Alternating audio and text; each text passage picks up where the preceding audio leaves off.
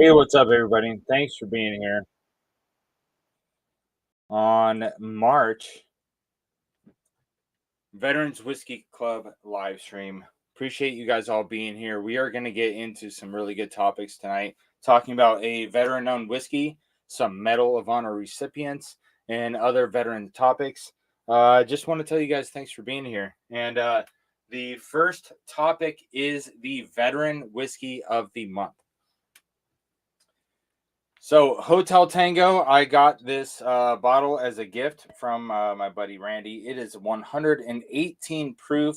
It is a single barrel pick, and it's got a sweet tater sticker on the back there. And I'm going to be doing a live fresh crack review with you because I haven't had this before, obviously. Cork pop. Nice. So what I'm going to do is I'm going to, I already dropped the link in the chat. Anybody can jump on and have some drinks with us while we're hanging out, talking about veteran issues, veteran topics, Medal of Honor recipients, and we're going to honor the fallen. I'm going to pour the first pour of this into my infinity bottle, how I do. And second pour, I'm going to share with you.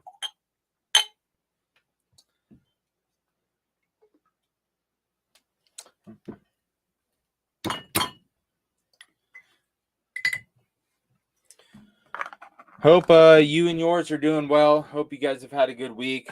I'm excited to be back here doing the Veterans Whiskey Club live stream. The Veterans Whiskey Club is a branch off Warriors and Whiskey. I've already put in the video description the links to Facebook, Instagram, their website. Anywhere that you are, there are veterans that are in this community. There's tens of thousands of veterans across the nation that are in this group. And if you need people to connect to, this is a place that you can do that. So I'm going to raise a glass to you as I check to see who's already here. There's a bunch of people. Mr. Mom's in the house. What's up, Orlando? Good to see you, buddy.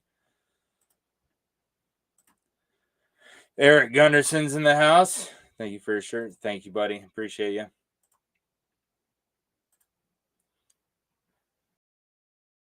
Mr. Gunderson. My wife and I had a lovely chill day. Roger that. Larry's in the house. Good to see you. Chatting up with Mr. Mom.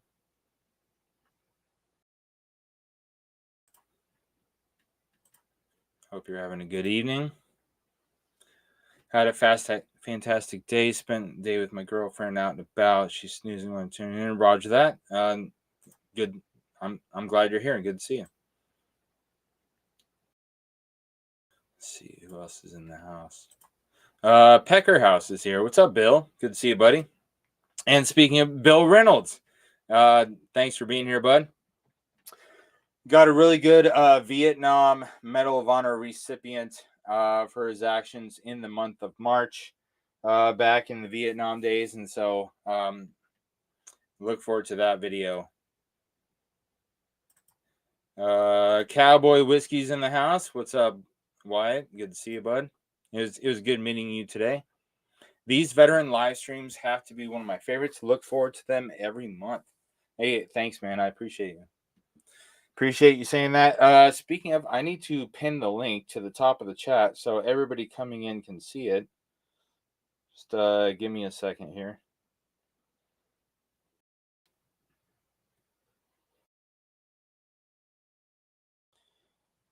So I'm going to pin the link. That way it's at the top. That way anybody that joins in can see it.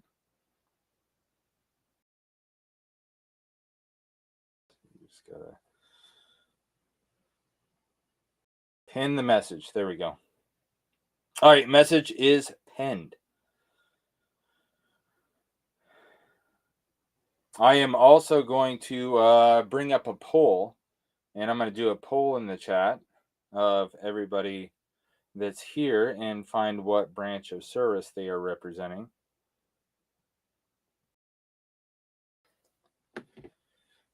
Before we get into some more. And there's the link. The link's right there. You all can jump on stage.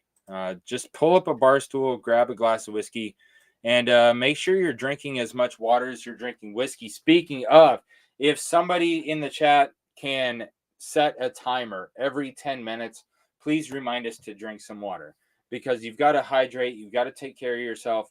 That way you can help take care of others. As they say, you put on your mask before helping others put on their mask. You've got to make sure you're drinking more water than you're drinking whiskey, because you need to be like healthy and be able to take care of other people in your flock and in your group and whatnot. And cheers to that, drinking water. James Morgan is in the house from across the pond. Good to see you, James. Ben the Demon Hunter from Ben from the North. Thanks for joining. Always good to see you. James Morgan. Piper John is in the house. Possum Crew's in the house. What's up, Jeremy? Good to see you, man. Jeff's in the house. What's up, Jeff?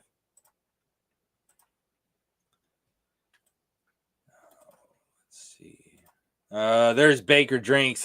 Baker Drinks, if you're not subscribed already, any moderators in the house, please drop links to all of our friends.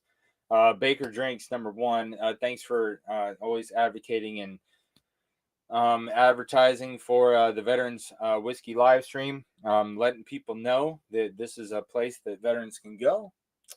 Baker Drinks has been a huge help to the channel. Yep, good to see you, buddy. Oh, my chat jumped. It's jumping around. Let's see. Dennis is in the house. Good to see you. I have the 15-minute timer started. Thanks, bud. I appreciate you. Dave's in the house. Jen is in the house.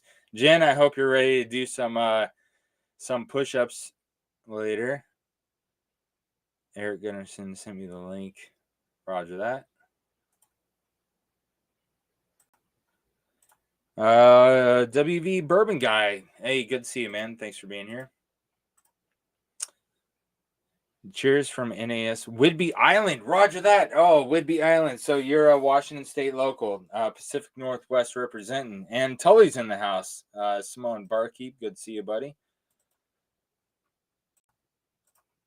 Tully, I have a bottle for you. It's right here at my feet. Right here. Tully, bottle for you. Gandy Rhodes in the house. What's up, Rob? Good to see you, buddy. Steven's here. Appreciate all you guys being here. It means a lot to me. If you guys weren't here, I wouldn't be here, because that's part of the thing of being in a community, is that you got to have people to share it with. Whiskey Joker's here. I just want to make sure that everybody jumped in. Bourbon Notes in the house. What's up, Ben? Everyone hit that like. Yeah, hit the like. It's fun. Thanks for the bottle. I'll be opening it soon. Great meeting you and your buddies earlier. Yes. We had a barbecue with some of my Army buddies. There was so much America going on today. The sun was shining. We had a barbecue.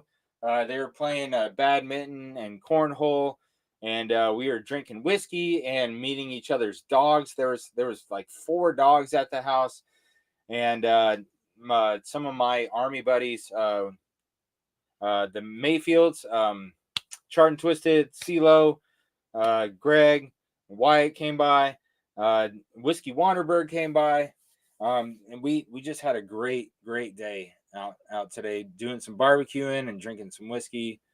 Had a really good day. Good day. Ken from Down Under. What's up, buddy?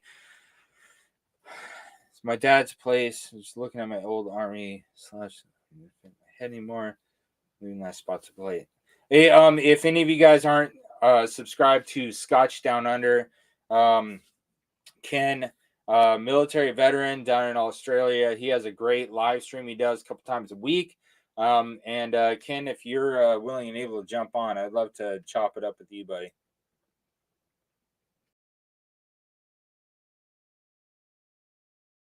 And let me put that poll in the chat. I want to get the poll in here because I always like to see which military branch is getting represented here.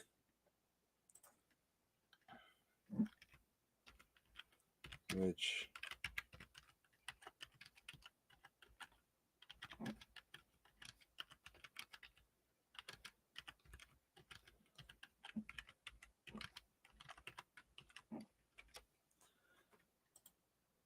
okay, let's do. Usually I do Army and Air Force together. No, Air Force should do the Space Force. I'm going to do Army with Coast Guard. And I'm going to do Air Force with Space Force.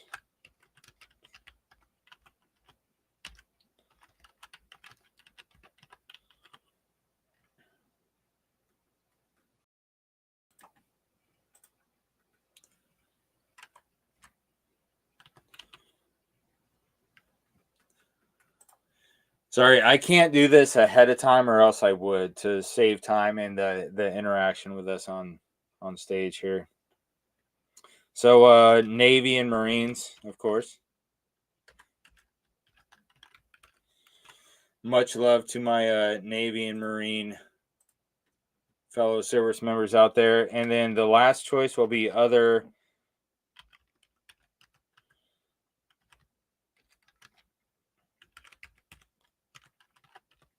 countries' military.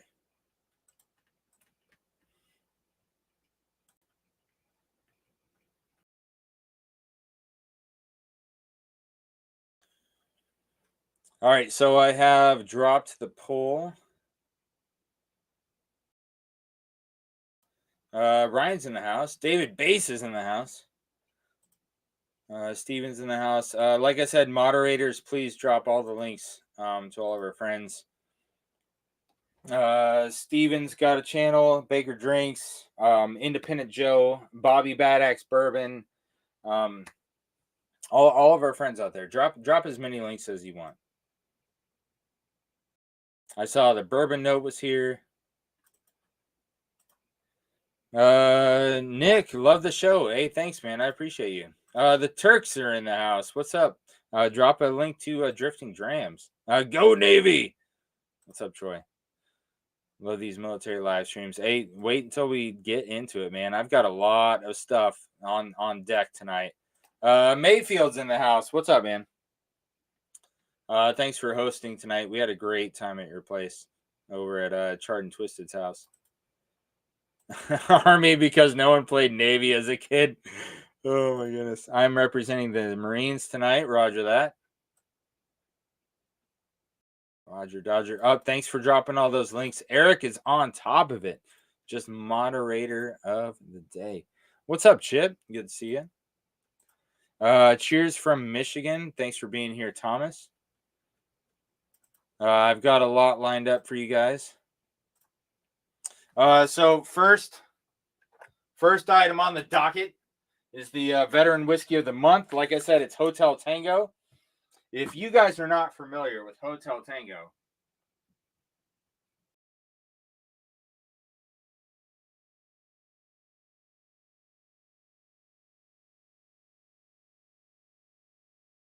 it's a Hotel Tango pick, and so it's not their shelfer bourbon, right?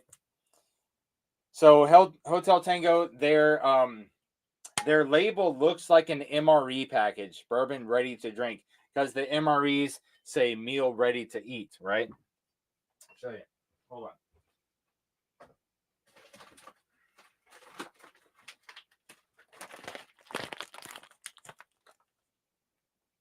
Meal ready to eat.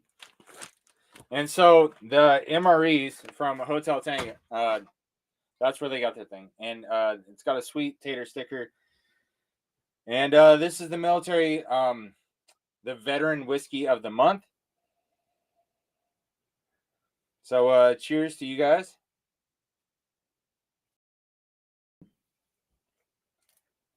Ooh. Ooh, a lot of fruit up front. It's got some great fruit notes. Got a nice Kentucky hug. Great finish. Great across the palate. This is by far the best Hotel Tango whiskey I've ever had. I have invited Hotel Tango to be on the show multiple times, and I will share with you guys.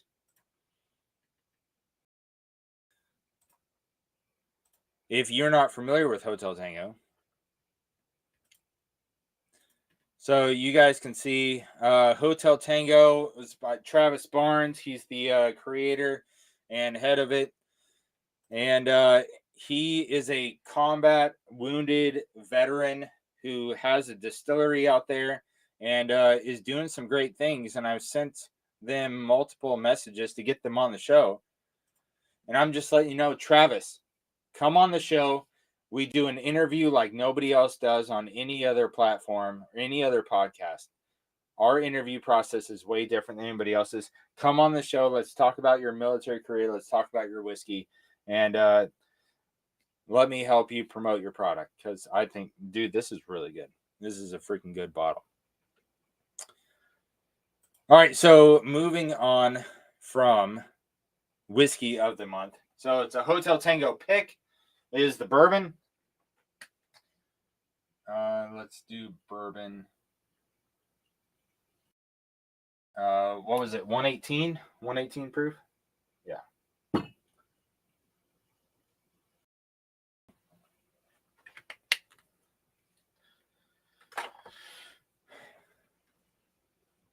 What's up, Z-Man? Good to see you, buddy. Where is everybody tonight? Guys, I dropped the link. Jump on. Let's chat. Because I am about to honor the fallen.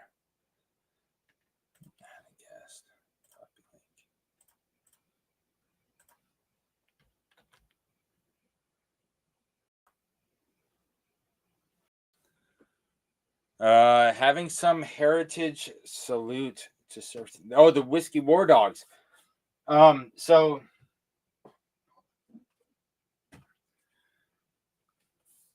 I had Greg from Heritage on. He was a U.S. Army Ranger, and his wife is a Black Hawk pilot. And I had them had Greg on the show. Great whiskey. I have not tried the Whiskey War Dogs one yet. I've only got the Special Forces Salute so far. And I'm looking to try more of their Special Forces Salute series. They have some great whiskey there. But now I want to open it up to go on to the next topic, which is honoring the fallen. And I have two buddies that I served with. One is Sergeant Colors. His birthday was in March, and Sergeant Kreklow, he was a medic on my fourth deployment. He was our medic, and he ended up taking his own life a couple of years ago. But Colors was a mechanic, and the base, came under attack. There was a rocket attack into the base, and he was in the motor pool, and a rocket hit him while he was in the motor pool. So I'm gonna put Colors and Kreklow on Honor the Fallen.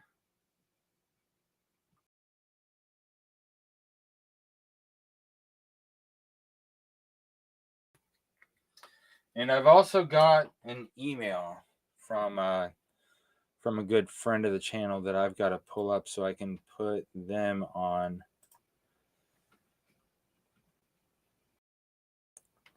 So hold on a second.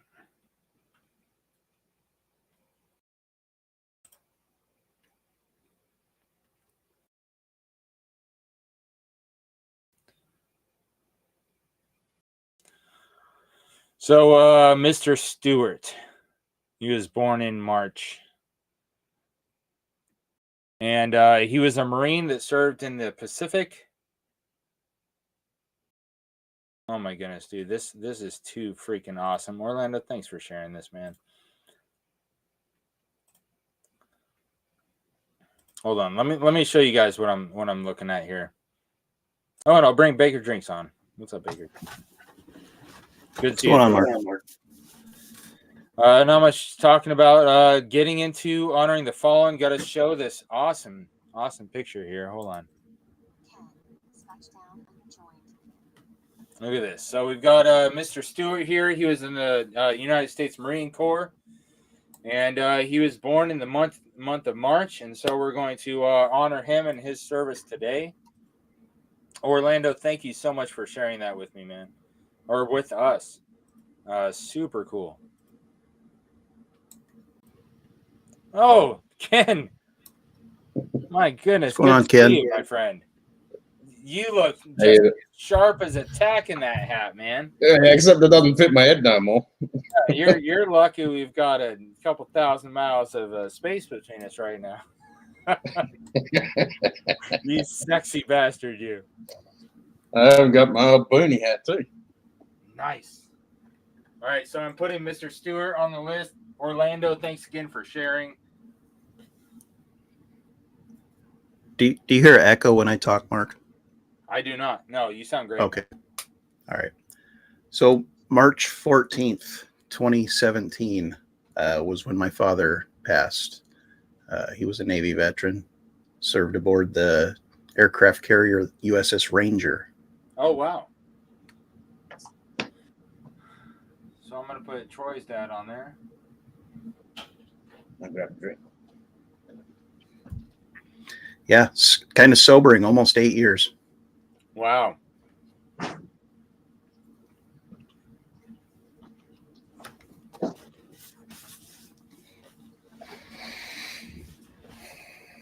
Time for water. Thank you, Eric. Need to hydrate.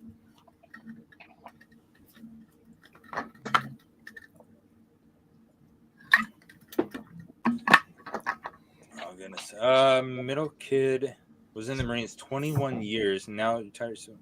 Look good. Hey, John, that means you raised them well. Good job. Send the link to my phone. I don't know if I have your phone number, Z-Man. Do I have Z-Man's phone number?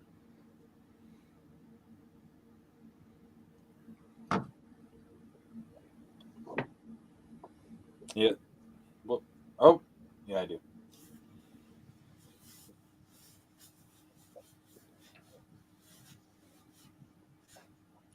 Hold on. I got you, Z-Man. I got you, buddy. My goodness. Ken, what do you got going on over there, buddy? I know it's early in the morning for you, isn't it? Not much, just sorting out all my dad's stuff. Yeah. I was just going through some of my stuff in my old room, and I just found some of my old army stuff. Roger that. I've got 4 tough boxes of army stuff over here to my right. Some stuff that I haven't gone through in a while that I need to go through. Wish this could fit in my head.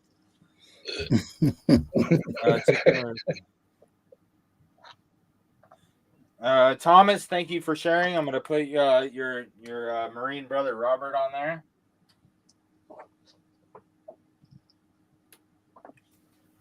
Thank you for sharing. I definitely appreciate you. Jen says she already did her 22. She's ahead of the gun here.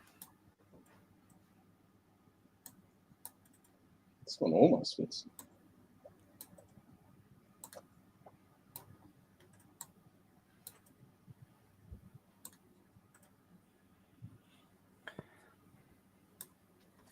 All right, I need to get my shot to the fallen port. All right, I've got my personally signed horse soldier bottle that I only drink this when I'm raising a glass to the fallen.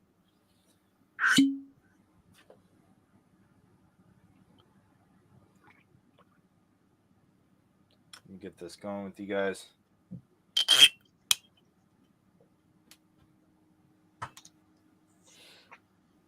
I'm going to check one more time in the chat, see if anybody else dropped anything else they want to put on the board. First time.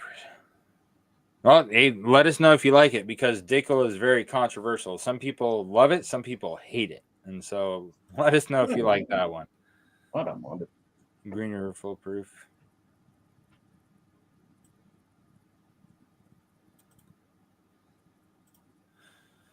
Grandfather born in Russia. Usually Americans. Dad was in World War II, the very end of the war, never saw action.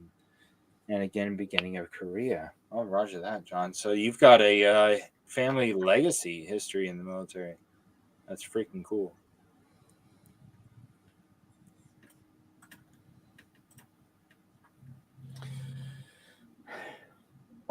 All right, guys, I'm going to raise a glass to the fallen, all of those that are no longer with us. Thank you for your service, and we remember you. Lest we forget, till Valhalla. Cheers. Lest we forget.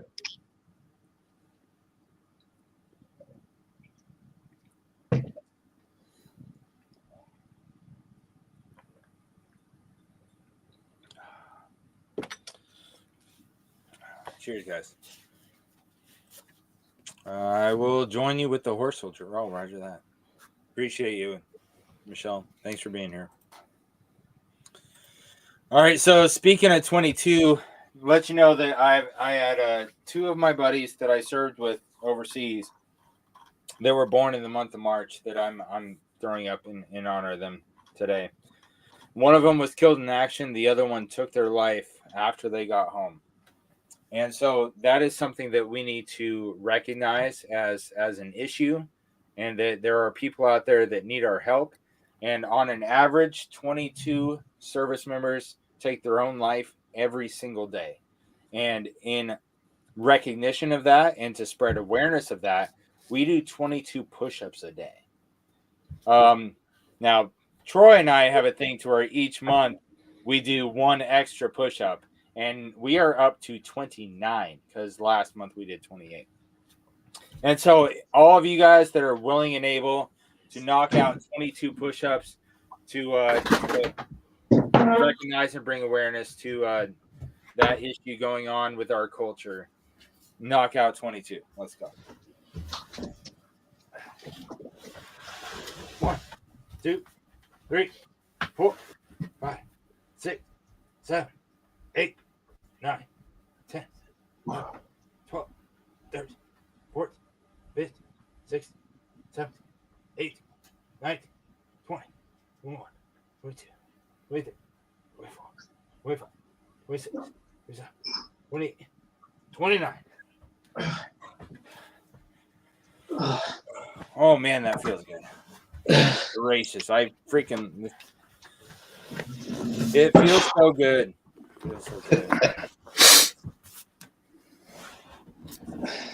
That'll wake you up. I'll do it again. Had the dog right in my face the whole time. It's like, what are we doing, Daddy? Is it time to play?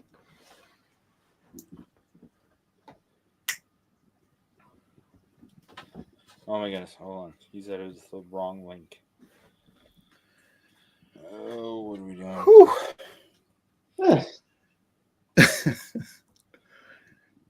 All right. Is the link to join not pinned at the top?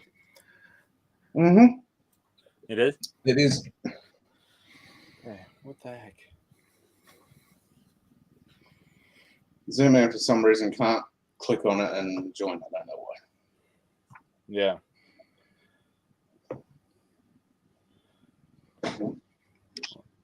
He was asking me for the link, and I mean, anybody that wants to join on, I want them to be able to join.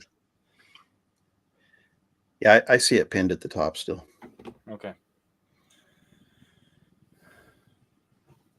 All right. So thank you guys for joining me for honoring the fallen. I think it's very important because, like we've talked about before, they are not forgotten as long as we still say their name and share their stories and talk about them. But next up is military news. And for the military news, what we like to do is talk about what goes on in the month of March. And there's a lot of stuff going on in the month of March. So let me share this with you guys. Orlando's digging the dickle. Oh, is he digging it? Scotchy single malt board. Nice. All right, so I pulled this up. The month of March of what's going on, and as you can see, there's tons of stuff that happened historically in the month of March, military related, every single day. Lots of stuff to choose from. But one of the things that really stood out to me was, hold on a second.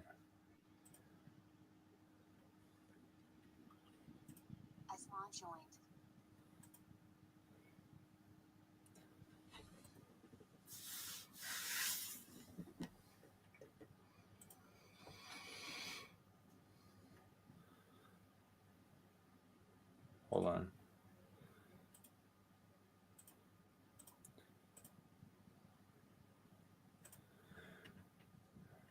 What day was that? So in the month of March is the Medal of Honor Recipients Day. And so I found a video to share with you guys. We're usually big planners, but for my birth plan, I just put my trust in Providence Swedish. My maternity team. The freaking ads drive me crazy.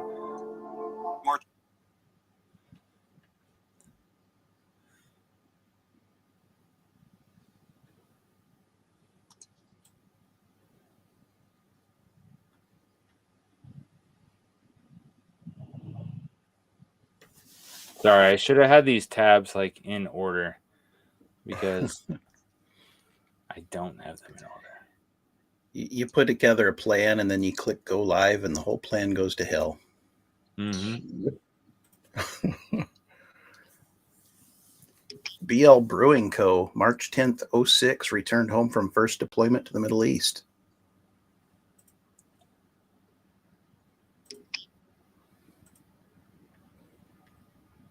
March 25th represents the date when the first Medals of Honor were awarded in 1863, but it really is much more than just commemorating Medal of Honor recipients. It's really commemorating all service. Everyone that has raised their right hand, worn the cloth of our country, and said, I will serve to protect and defend my country, our way of life.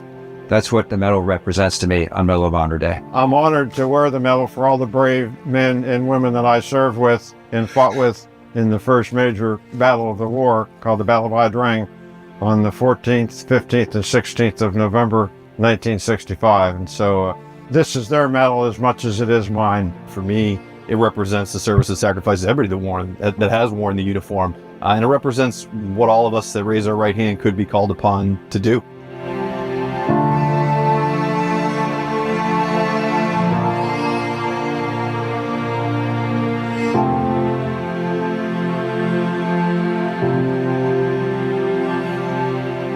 On Medal of Honor Day, I remember the guys that we lost from my action. Sergio Abad, Jonathan Ayers, Jason Bogart, Jonathan Brostrom, Israel Garcia, Jason Ovader, Matthew Phillips, Pruitt Rainey, and Gunners Willing. I'm here today and I had the opportunity to do what I did that day because of those guys. Those guys fought to their last breaths, literally, and made it so the rest of us could come home.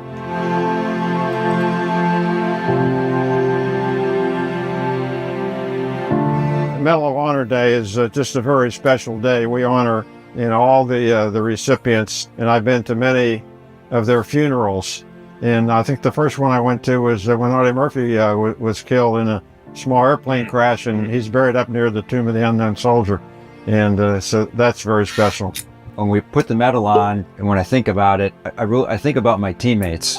really think about all my teammates. I think about those that died with me on the date of that action, of our action, the teammates that were wounded, everyone that contributed that day, that followed their promise. You know, in the military, we all make a promise to each other. We all enter into a covenant that says we are going to take care of each other, we're going to make it right, and we're going to get each other home.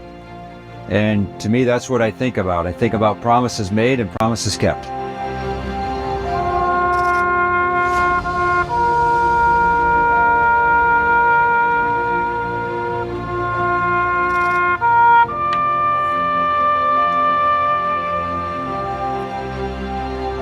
I think I'd like Americans to know that freedom's not free. You know, there is a cost, but I also think, you know, the encouraging aspect is that I think Americans will always be willing to raise their right hand and go serve their country as needed. And it really represents not just the service and sacrifices of the individual, but of all of our branches, all the men and women that wear the uniform, because any day could be their day. For me, this is just an individual award for a collective effort. It's not mine.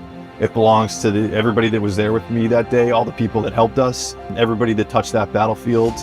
You know, it is an individual award for a collective effort. Couldn't have done it without them. Yeah, I was just trying to keep up with the guys around me. There's nothing special about me, but I serve with a lot of special people. Medal was earned during a very kinetic time, but it is really about love. That's what the medal represents. Love for your fellow servicemen, your teammate, your family that were to your left, to your right, that were behind you, that were in front of you, all of you fulfilling your promise to help keep our union together. The medal to me represents love.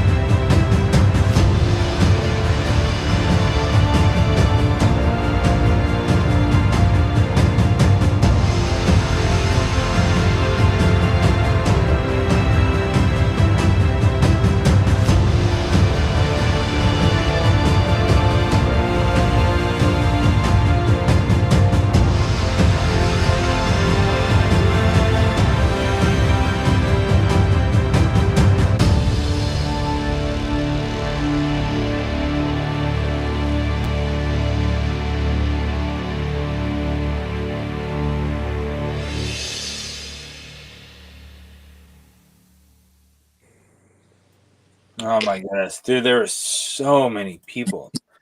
And you know that every single one of those recipients had like the worst day of their life. Yep. Damn straight. No, that video makes you a little teary-eyed too, you know. Yeah, because you don't earn that medal because something great happened. You earn that medal because you had a lot of friends and you did outstanding things to bring other people home. There's a lot of heroes. Hey, cheers to them. I did not know when I got into the research to do this month's video. I did not know that the national, like the Medal of Honor Day, was in the month of March. I didn't know that until I started looking into this. Freaking cheers to all of them. Cheers. Man, oh man.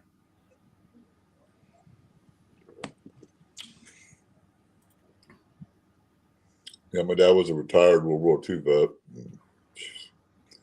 He told us a little bit, but not all of it. Yeah, well, they usually didn't. Yeah.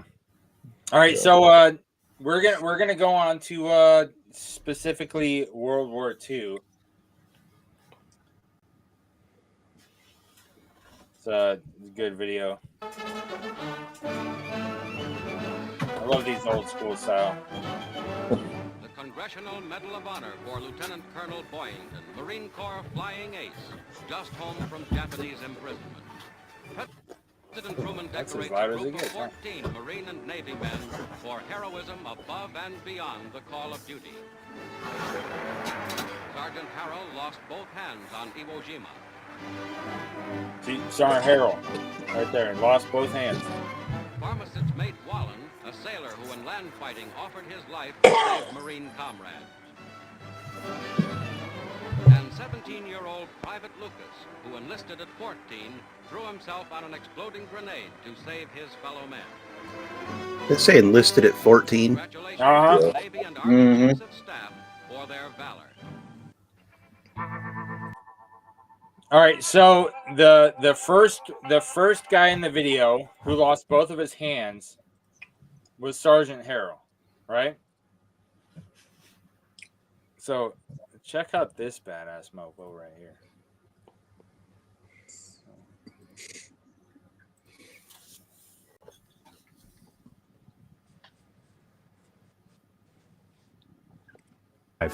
As dawn breaks at the Battle of Iwo Jima, Harrell, now a sergeant, endures a dangerous terrain studded with caves and ravines. An enemy infiltration breaks the silence. Under starshell lights, Harrell springs into action, eliminating 2 Japanese troops from a ravine. Even a grenade that severs his left hand and fractures his thigh doesn't stop him. Wounded again in the dark by a saber-wielding enemy, he retaliates, eliminating his opponent with a pistol. When 2 more troops threaten him, he calmly kills and uses his only hand to redirect a grenade, causing an explosion that fells his enemy, but costs him his hand. Harrell's valor on this battlefield, marked by 12 fallen Japanese soldiers, 5 of whom he personally eliminated, earns him the highest military decoration from President Harry S. Truman. This intense saga of Harrell's bravery in the face of danger is a testament to human spirit and endurance. Delve into the life of remarkable Marine, William G. Harrell. What a freaking badass. Jesus. Damn. Right? And you saw him in the video when he got his Medal of Honor. He was like full smile with the double hook hand, just like, oh, yeah, thank you. Well, he was like, dude, you're a freaking badass. 100%. Yep. 100%. So awesome. Yeah, so that's World War II. That dude was freaking amazing. And so we're moving on from World War II, unless there was anything else you guys wanted to say about that. No. Let's see. We're jumping up to Vietnam to see now these videos that I find are from where the actions that took place was in this month, and so in March is when that happened with William Harrell and in World War II, and same with this guy from Vietnam.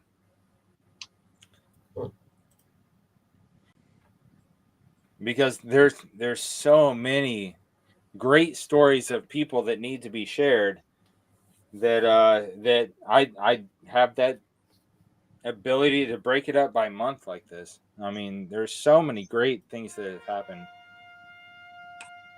from these people that people need to know about, because it does not get taught, it does not get shared. Nobody else is talking about them.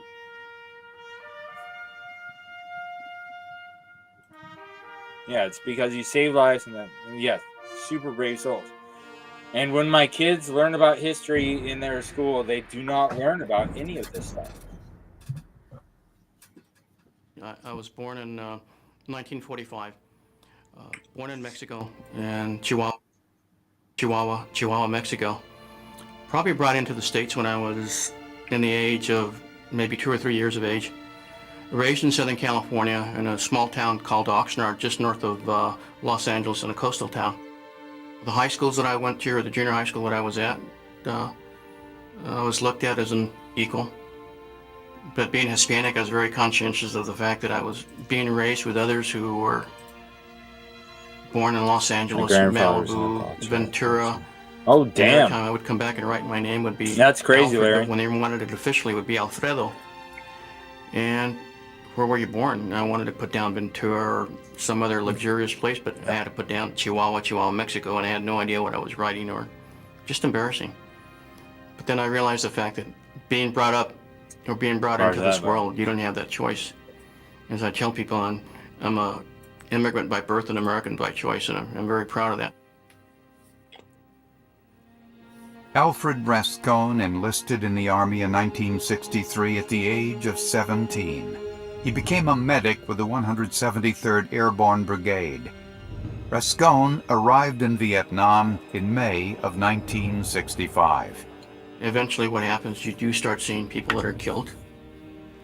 You end up realizing that you're a 20-year-old or a 19-year-old kid, and you've got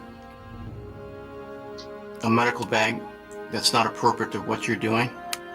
Then all of a sudden you've got to live by the wits and the skills of your self-teaching and the teachings of others that you got who are senior medics, and realize that as a 19-year-old, you're not God. In March of 1966, Rascone's reconnaissance platoon was sent on a mission called Operation Silver City in the area of Long Con, Vietnam. We're in an area in which they had good intelligence that there was a North Vietnamese regiment, or two of them. But what happened was that the first 2 or 3 days we kept on running into ammunition caches, weapons caches.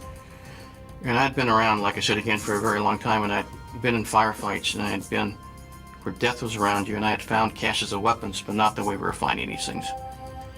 And on the 15th of March, my reconnaissance platoon ran into another large cache of weapons on the side of this little mountain. But it was a very ominous day, and that evening at about 12 o'clock or 1 o'clock in the morning, which ends up being the 16th, we were mortared. Very quickly, and it was over with. And probably at about 6 o'clock that morning on the 16th of March, we heard this horrendous firefight going on about 2 or 3 kilometers away from us. And we were to find out that the 2nd Battalion, our sister battalion, was surrounded in an area which was called the Landing Zone Zulu Zulu. Probably at about 1 o'clock in the afternoon, they literally ended up putting the other 2 companies and the reconnaissance platoon, which is us, into the foray, and literally said, get the recon platoon up in the front, have the other companies follow you, and get up to where the firefight's going on. It was the earth about to break up.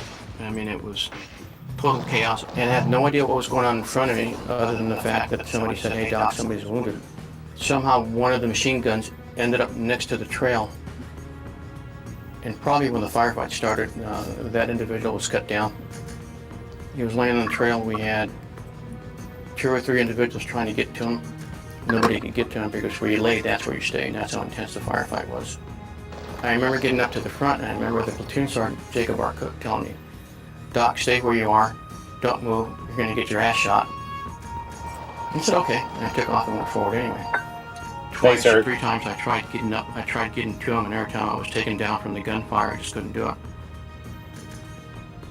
I don't know what possessed me to do it again, but I literally got up, got in between his legs, and as I'm laying there, just getting hit. And I'm not being touched. I have no idea what's going on around him. I'm trying to get my hands to him where I could come back and see what's wrong with him. And what I ended up doing, literally, I ended up putting my body, and I turned it around, and I'm facing him now, and I've got my back to a machine gun. And I got hit, and apparently hit me, and the hit went up my spine and came out of my collarbone. Oh, goodness. And I dragged Thompson off the trail. God. And immediately I heard somebody else yelling, I'm out of ammo, I'm out of ammo. I came up to him and found out he was shot in the leg. I'm trying to take care of his leg. He's telling me, God damn it, Doc, stay the hell away from me. I kept on saying, you're shot in the leg. Doc, stay the hell away from me. And he ended up using a very nice 4-letter word to tell me more distinct as to what to say. I kept on telling him, you're shot. Well, what I ended up doing, I ended up ripping his pant leg open, and I think I patched up his leg. In the meantime, he's telling me, I need ammo. I'm running out of ammo. And apparently this intense conversation goes on, and I'm telling him, oh yeah, I just took Thompson off the trail. He's got ammo. And I'm thinking Gibson's going to go get the ammo. He says, Doc, we'll get the ammo. Well, being as dumb as I am, I went after the ammo. Being as dumb as I am. Thompson was dead. There's nothing I could do for him. I took 2 bandoliers that he had on his person. I went back and gave them to Gibson. And as I turned around, a hand grenade went off at some distance. Then another hand grenade went off and it took off my face, or I thought it was my face. What happened, I got hit from here to here. It ripped literally my face. I think it took a couple of inches off the back of my neck, and the forehead, and the nose. My life had stopped at that moment. I'm already shot in the hip. I can't move around that much, but when I was hit in the face, everything went literally to a slow motion. I didn't want to play anymore. I didn't want to take care of anybody, but then I had to come back and put myself together again, gather my composure. There you go. As I'm laying there, I happened to look up the trail. All of a sudden I realized that the M60 machine gun, the spare barrel, and I don't know, 200 or 400 rounds of ammunition are still laying on the trail. And the trail's probably no further than 10 yards away from the North Vietnamese. And you can hear them jabbering, and you can hear the whistles going off. And I don't know why, I just went back and I decided I'm going to go back and grab the M60 machine gun. Got back on the trail, grabbed him, took him off the trail, never got touched. Then immediately there's another hand grenade that goes over my head. And I saw this individual trying to get up. He was shot in the back. And as I got to him, I threw myself on him. I thought the hand grenades were going to harm him. I didn't realize the fact that, hey, listen, that's a pretty stupid thing to do because you're the one who's going to get nailed. Well, I did get nailed. The hand grenades went off, and as Neil says, I saved his life. When another grenade landed near a wounded sergeant, Rascone once again used his own body to shield the injured soldier from the blast. It was only when he began to lose consciousness that he was evacuated to a field hospital.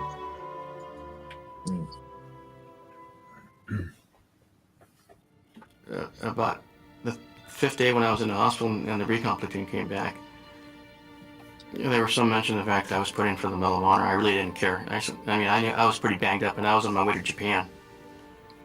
And that was it. Got on with my life, went back, spent I think 3 months in the hospital in Japan, went back to school, worked full time, had a real bad limp, and didn't realize it till 1984 when I was at an airborne reunion, the fact that I was there with members of the recon platoon from my 1st battalion. And I was told, hey Doc, how does it feel to be a Medal of Honor recipient? And I said, I don't know why. You talked to the wrong person. But Doc, we put you in for the Medal of Honor in 1966. We wrote you up for the Medal of Honor in 1966. I said, oh, okay. Thereafter was a 6 or 7 year journey for them to come back and make what they thought was a wrong or right. Not by the fact that anything had happened, but by the fact that something was lost. In which the Army went back and acknowledged the fact that the paperwork was lost, and it took them a few years to find it. I was presented the medal on the 8th of February of the year 2000 by President Clinton. And I had 7 members of my recon platoon who are still alive. They were with me that day. Oh. People may know there are thousands of people who deserve awards, but it's just the circumstances of what's there. Sometimes people aren't there to write them up. Sometimes people forget about them. And sometimes things just fall through the cracks. Yeah, absolutely. I think the greatest thing that was said about me was that somebody mentioned, why does somebody want to come back and give Rascon the Medal of Honor after so many years? And the response by one of the individuals from the recon platoon was that we don't want to change history, we just wanted to correct it. And I think that speaks for itself. Heck yeah. Heck yeah, dude. That was a good video. That was a good one. That dude's a badass. Absolutely. That's a cool story. Yeah, that was a great story. As I've told you guys in the past, when I find these videos, I find that they are applicable to the month, and I don't watch the whole thing. I'm like, all right, so he received the Medal of Honor for the month that we're talking about, and so yep, it looks good. I'm gonna freaking save it and roll on because I want to experience it with you guys. Dude, that was freaking awesome. Yeah, absolutely. It was. Oh my goodness. So we're gonna move from Vietnam to a more recent, like post 2000. Now this is one of the first Medal of Honor recipients from the global war on terrorism. And you will not see this video hitting up on any other YouTube channel. Like this is something you won't see any other place. A U.S. Air Force combat controller and the SEALs are attempting to rescue their lost teammate. You'll watch Chapman's heroic actions as he saves the lives of his entire SEAL team and then another 18 members of a quick reaction force, earning America's highest award, the Medal of Honor. Chapman and the SEALs exfil their MH-47 helicopter. John is the second individual to exit and immediately... And I just got to pause because he said winning the highest honor, you do not win. It's not a fucking competition. You do not win a medal like that. You are a recipient because of the fucking shit you went through. It's a personal pet peeve of mine when they say they won a Purple Heart or won a Silver Star, won a Medal of Honor. You do not win it. You were not trying to win it. You had a fucking bad day and you had friends that died. It's not something you win. He moves in the direction of... You'll watch Chapman's heroic actions as he saves the lives of his entire SEAL team and then another 18 members of a quick reaction force, earning America's highest award, the Medal of Honor. Oh, he said earning. My bad. Yeah, Chapman and the SEALs exfil their MH-47 helicopter. Winning. John is sorry. the second individual to exit and immediately moves in the direction of the summit. He can be seen moving off to the right of the screen, alone. The team is taking heavy fire from every direction, as indicated by the arrows, as Chapman begins engaging targets. You can see spent cartridges ejecting from his M4. Chapman then begins closing with the enemy, forcing his way upslope in knee and thigh-deep snow. He is constantly under fire as he does this. Chapman's team leader begins to close on Chapman, following his trail through the snow. The dark mass above Chapman is a fortified bunker containing 2 enemy fighters, each armed with AK-47s, who are firing down on the team in the darkness. This bunker will come to be known as Bunker Number 1. To the left of the tree and Bunker 1 is another gray mass. This is a rock outcropping that came to be called the Boulder. Between Bunker 1 and this boulder can be seen the body of slain SEAL Neil Roberts, the man Chapman and the others are attempting to recover.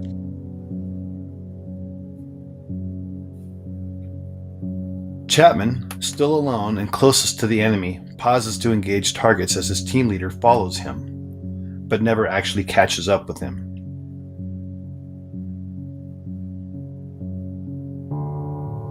Chapman, on his own, now makes the decision to charge directly into the enemy bunker, despite withering point-blank fire. Chapman, now literally on top of the enemy, engages the 2 combatants and kills them, saving the lives of the remaining SEALs. He does this from a distance of no more than 10 feet.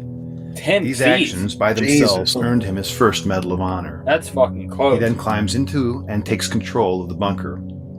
Having cleared the immediate threat, Chapman is then joined by his team leader in Bunker 1. Dude, 10 You can feet then see is like Chapman and his inside the team leader room. engaging the next bunker, known as Bunker 2, which is situated to the left edge of the screen. This bunker, manned by a handful of Chechen and Uzbek fighters, also contains a heavy PKM machine gun, hand grenades, and rocket-propelled grenades. John Chapman is shot twice at this time in the torso and collapses, incapacitated. Oh, goodness.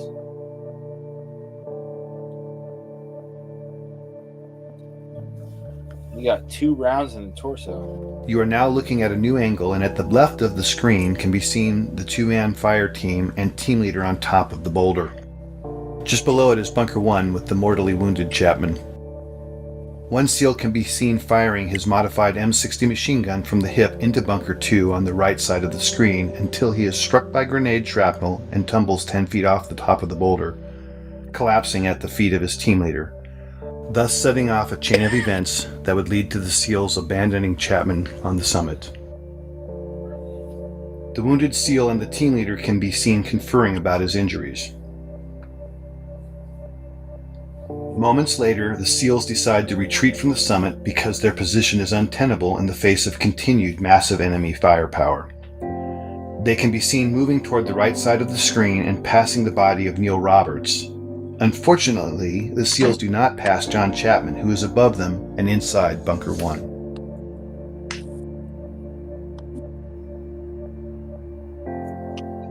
This angle shows 3 SEALs in a triangle. The larger black heat signature is a smoke grenade. Just to its left is a donkey and dead Al-Qaeda fighter killed by Chapman. The steepness of the mountain can be seen as the SEALs begin to slide down the near sheer face.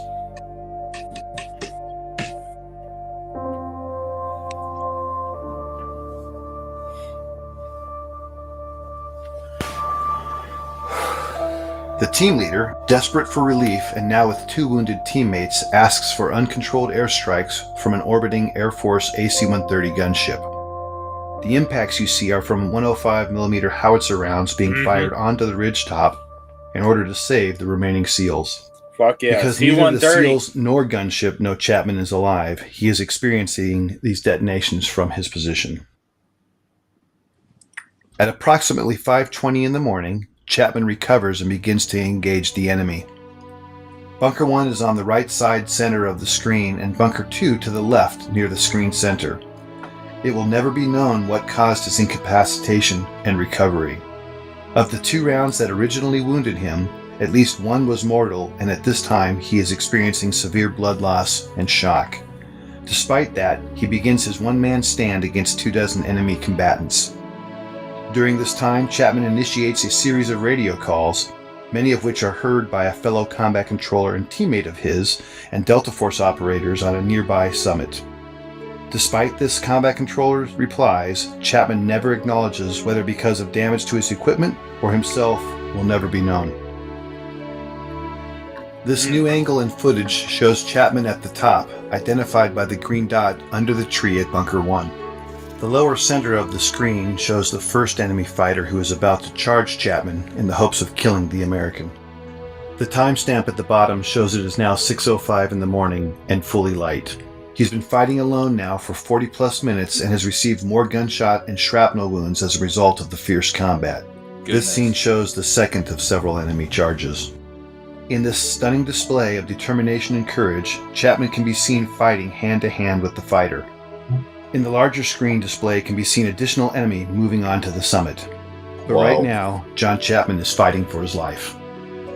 6 minutes later, in this new shot, Chapman can hear another helicopter approaching the summit. He is in the bottom center of the screen underneath the tree and can be seen in the magnified inset box as he begins his desperate final stand to save the lives of the 18 men on the helicopter.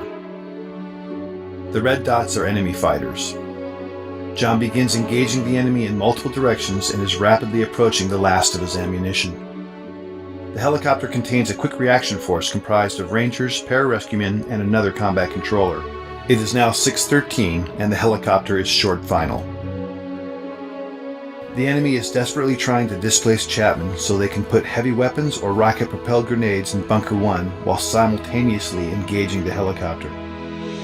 With the choice to save his life or the lives of his unknown comrades, Chapman makes the decision to climb out of the bunker and begin firing in multiple directions, as can be seen in the inset. Suffering from as many as a dozen wounds, Chapman is in fact already in the process of dying. As he fights, the helicopter is struck by a rocket-propelled grenade and makes a remarkable controlled crash just below Chapman and the summit. Chapman, now off-screen, continues to cover his comrades as they pour out of the stricken helicopter. Wow. Some of them are fatally shot as they exit. Wow. These images, with Chapman fighting the enemy at close quarter, are the last to show him alive and in this heroic act, thus qualifying for his second Medal of Honor. My goodness. Ultimately, Chapman would expend all but the last few rounds of his ammunition, until, finally, after 16 bullet and shrapnel wounds, Chapman succumbs when he is shot through the heart. We will never know his final thoughts or words, but what we do know is his decisions and actions single-handedly saved the lives of 23 comrades. Well, and he had gotten shot 7 For more information about John Chapman's amazing story, details about this mission, goodness gracious. AngelinBooks.com or your favorite book retailer to obtain a copy of the Chronicle of his life. Yeah, I didn't see that. God bless, man. He got shot freaking 17 times, not including the shrapnel. And he just kept going. Damn. Dude, that was freaking awesome. Yeah, That's a man. Yep. Jesus Christ.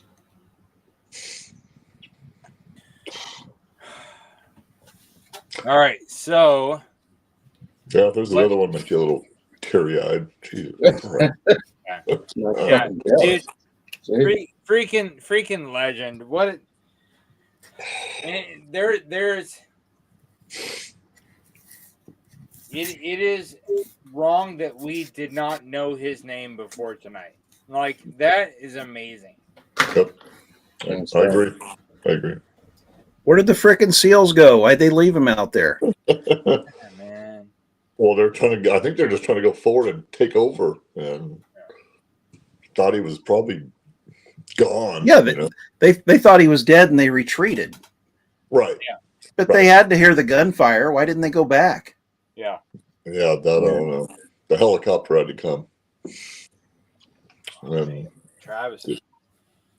All right, so when I looked up, because, bringing it from, things that have happened in the past and more recent, looking at what's going on right now in military news, a lot of stuff that you look up has to do with, like, the border and things that are going on that are actually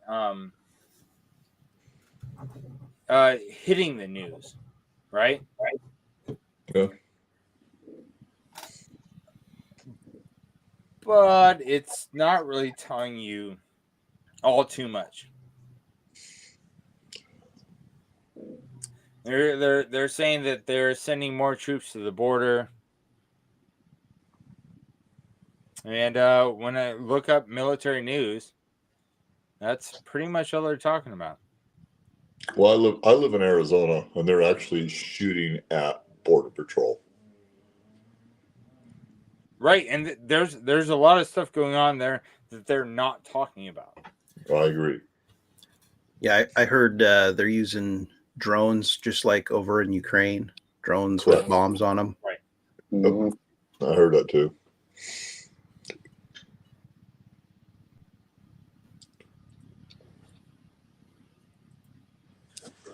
So, have you guys seen? I'll be right back. All right. The nonsense about the email to all government employees. Yes. What did you do last week? Jesus.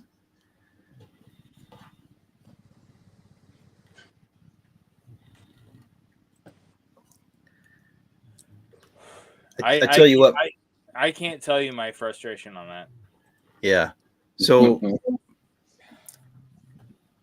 to lighten things just a touch, Mark. Yeah. Last week, last Friday, I had to drive down to Olympia for my VA hearing evaluation. And this is where they're going to determine if I get my disability or not, right? Oh, wow. So Olympia is like 50 minutes each way from where I'm at. Yep. The VA just paid me $175 for that trip. Yeah. Okay. I mean, I ain't complaining. But No. So my big complaint is that when the email came out, you guys saw, I just shared it on screen, how juvenile it looked. It said, the subject line said, "What did you do last week?" And there was no header. There was no signature block. There was no freaking official government, nothing on that email. And so the Department of Defense sent us an email the next day saying, "Do not respond. We're going to look into it further." Huh. And following up, the other day, I got another email from Department of Defense saying, "You will respond to that email and CC your supervisor." And I'm like, holy guacamole, did you guys not learn the same shit about leadership that I learned? Yeah. Why was not this presented in a official channel of leadership, command and control, to where when you get it, you know it's official? Because when we received it, we thought it was fucking phishing, like spam, like a foreign entity got our over email addresses. Like, we didn't know what to do because it was not sent in an official way. Yeah, anything about that doesn't go through official channels. If you're going to conduct a QA QC, why not do it through the official channels? 100%. Absolute nonsense. Yep. And so, like, it riled me up to where I was like, I know a thing or two about leadership, but not as much as other people. I'm not going to say that I'm the smartest guy on the block, but what happened here was not through official channels, because the Department of Defense sent me an email saying, hold off on replying to that until we find out more. Right. Now, why does the Department of Defense send me an email saying that unless it's not fucking conducted correctly? That was horribly conducted. Like, it could have been, if you want to do a QA QC Doge, like Department of Government Efficiency, if you want to cut the fat and get all those people that are getting paid to do fucking nothing, get them out of the books. Yes, absolutely. I'm 100% for it. Like, the people that are getting paid to sit on their ass and not do shit, yes, get them off our books. Yes. Because there's a lot of things that need to be done in our world and in our lane. But why can't you do it command and control through the proper channels so everybody knows what you're doing is legit? Like, it was so stupid. So stupid. So when it comes to current military stuff going on, that is my biggest complaint right there.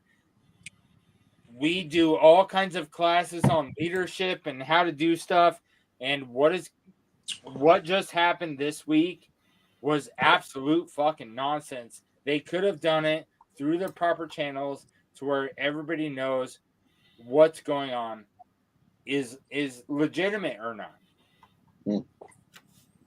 It's common fucking sense, which isn't common. Yeah, absolutely. It makes you question what's going on, and that shouldn't be a question. I should be able to tell you as a military leader, go here, ABC, and do it, and you say roger that, and you fucking move out. Yeah. Because you have trust in my leadership. No question. That's it. I think they don't want to ruffle feathers is what's going on. That's the way it should have been fucking done, though. Somebody's asking what I've been drinking.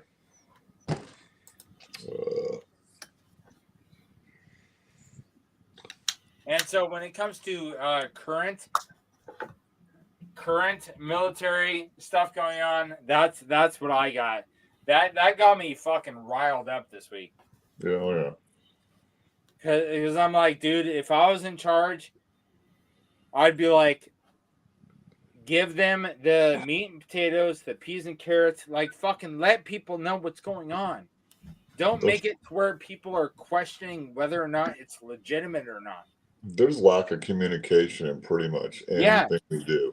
You had the Department of Defense questioning the Office of Personnel Management, OPM.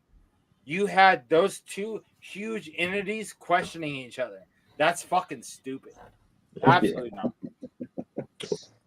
And how come me? I'm down here. I'm a fucking grunt. I fucking worry about bombs and bad guys. I fucking. Dennis. Why do I see this? I see it so clearly. Gotta hit the head. It's so stupid. All right, so we talked about Vietnam. We talked about World War II. We talked about in the month of March, we've got the Medal of Honor Recipients Day as an annual thing that we didn't know about, and before we did this live stream. If you check the video description, you'll see Veterans Whiskey Club. If you go on their website, you can get the Warriors and Whiskey Veterans Whiskey Club Challenge coin. They are a great group, no matter where you're at. Get linked up with other service members in your area, because we do not need to add more to the 22 per day. We don't add to that. There's other people that have been through the shit you've been through that are here for you and willing to hang out, talk it out, and be here for you. And so don't add to the 22 per day. Join up in one of our groups. Let other service members know about this first Saturday of the month Veterans Whiskey Club live stream, and jump online. Fucking talk about all the things that are going on. And if you are a veteran making a whiskey, if you haven't been here yet, you need to get on it, because I'm here for you. I'm not gonna lie, that Horse Soldier 10-year, yes. Oh, dude, absolutely. The Horse Soldier 10-year is freaking amazing. The single barrel picks. Horse Soldier has never done a single barrel pick before a couple months ago, and those 10-year picks are freaking awesome. There you go. 100%.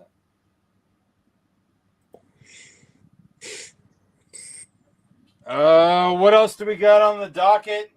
So after our news is the AAR. And so if we were going to do this thing next month, which we are, what should we do the same and what should we do differently? Help me improve this veterans live stream. I want to do it better every single time I do it. I want to do it better. And so if you guys have anything that you want to make sure that I do the same next month or that I do better next month, let me know. I think you should keep it the way it is. And once you had started including the CMA, that was really cool. Yeah. I appreciate you, Z-Man. Right on, brother. Drinking water. Appreciate you, Eric. And that's one thing that I'm going to say to maintain is somebody reminding us to drink water every 10 minutes. Cheers to that. Made a little water clock in the corner. I got my water. Independent Joe is in the house. You know, hey, Independent Joe, do you know that you are my favorite Marine? It depends on how many Marines you know. Yeah.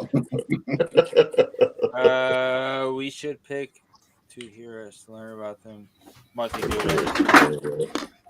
We should pick 2 heroes to learn about Monty Run. He wants you to pick a hero to learn in the month you're in. Right. I'm guessing he wants some homework. Well, yeah, every month. So whether like whatever month it is, March, April, May, whatever month, I find Medal of Honor recipients that did whatever they did to earn that from that specific month. Right. And so everybody that I shared tonight earned that honor in the month of March. We should pick 2 heroes. Well, it's not written quite right, but it's there. I think what he's saying, we should pick 2 heroes for next month. Is that what he's trying to say? Well, no, if you guys know, then you're already doing it. Okay, you're right. If you guys know people you want me to highlight, absolutely. Just like when I did the Honor of the Fallen. So earlier tonight when I did Honor of the Fallen, Orlando sent me an email letting me know of a service member that passed away that served in World War II as a Marine fighting the Japanese, and so we honored him. Are you talking about implementing that more? Yep. I think that's what you're getting at. Oh, then you're already done it. Okay. Keep using your heart like you do in these. Always improve. I appreciate you, Dennis. Yeah. Yeah, I agree with that. I appreciate you guys. Well, brother.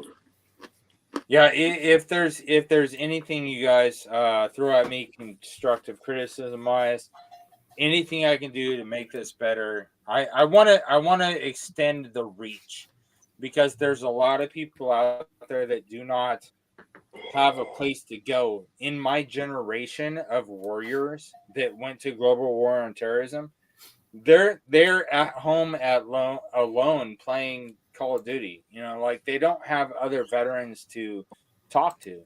And so I want to spread this out and let other people know that there's other freaking veterans out there that have been through the shit you've been through, and there's other people to come to, so we can bring down that 22 a day. Right. Yeah, you gotta keep in contact. If you have a family member or friend who's had to be in any kind of conflict during combat time, give them a call, talk to them. Yeah. 6 days ago, just lost one of the Marines that was there for the 17 Marines that passed away in Afghanistan. Oh, yeah. Yeah, the one of the Marines that was there with them just passed away 6 days ago. Because man. He's one of the 22. So yeah. Well, and I have a buddy of mine that's was in Iraqi Freedom, and he was 11 years in the Army, and he won't even talk to his family about some of the stuff he's seen, but we will. We're at work, we're alone, and he did a little venting. Yeah. But some of the shit he saw. Yeah. And that's what vets need. Absolutely.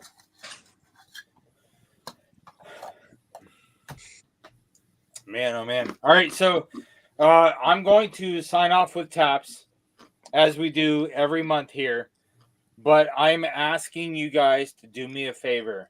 If you know anybody who's in the military service that or like prior served or currently serving, if they are unaware of what we're doing here every month, please shoot them a message and let them know. You got it. If anybody on the panel or in the chat right now has anything they want to sign off with, I'll give you a few seconds. But I'm going to close it down. I'm going to sign off with taps. And anybody watching us live, you're welcome to join in the back room for a couple minutes of backstage shenanigans before we shut it down for good for the night.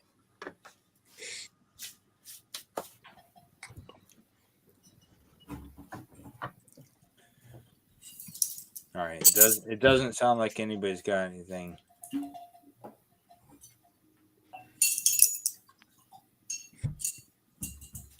Love you guys. Thank you for being here. And we will see you guys next month, where we highlight some military history events for the month of April and Medal of Honor recipients and all that stuff.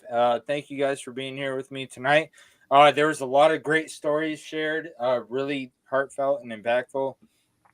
I'm going to go cry myself to sleep. I was going to say, I teared up. Yeah, good. Yeah, well, Samuel and his family. Cheers. Tops will do it to you every time, man. God bless Samuel. Rest easy, man.